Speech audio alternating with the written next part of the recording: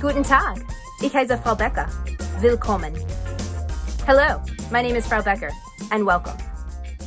The purpose of this episode of Erinnerungen von Frau, or Memories of Frau, is to give you insight into my language learning adventures with the hope that you can learn from my experiences. Making mistakes is human. We all do it, even in our own languages and our native tongues. And making mistakes is part of the learning process. Every once in a while, you'll make a mistake that is so absurd or so severe or so comical that you'll never forget it. And that's a good thing, because if you never forget that mistake, you'll never make it again. This is exactly what happened to me very early in my German studies.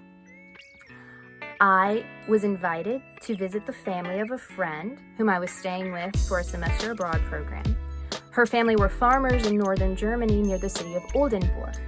And the very first time that I met them, we sat down for a wonderful family meal.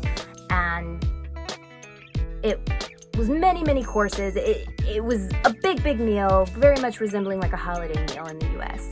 And afterwards, the father, Tony, walked around and poured everyone a shot of Kräuterlikör. In Germany, they'll often drink it after a large meal, and they believe that it helps in digestion. Well, I wasn't interested in tasting it or embarrassing myself, so I concocted a wonderful German sentence to say no thank you. I said, Nein, danke, ich möchte nicht blau bekommen. And then there was silence. Crickets. It was super awkward. I had no idea what I had said wrong. Tony walked over to Sandra, whispered something into her ear. Sandra was my friend. She replied back and said, Nein, nein, sie will nicht blau werden. So I had used the wrong word. I had used the word bekommen because bekommen sounds like to become. I didn't want to become or to get drunk. That's what I was trying to say. So it was, no thank you, I don't want to get drunk. But I used bekommen, which means to receive. So the sentence was just like, it did not compute. And he really didn't understand. A, he didn't understand why I was turning it down. And B, he didn't understand what I was saying. So there was like two levels of confusion going on. So anyway, it was very easily clarified. They all had a laugh at my expense. And, you know, I've never mixed those words up again. That was the first and last time I ever made that mistake.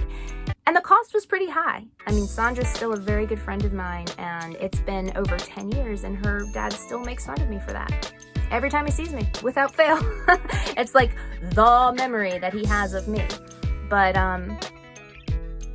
you know, it was harmless, and there was no stronger learning opportunity, right? Like, I will never forget this moment in my life. So that makes it a pretty exceptional memory. False cognates can really get you into a lot of trouble. So my advice is that whenever you come across them, write them down in a safe place, right? Make a Google Doc or get a little vocabulary notebook. Ooh.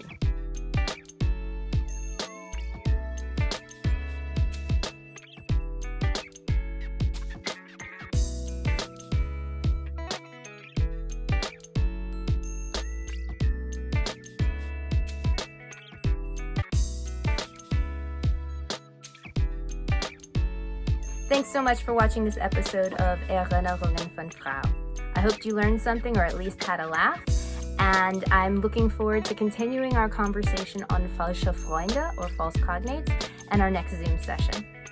Till then, tschüss, auf Wiedersehen!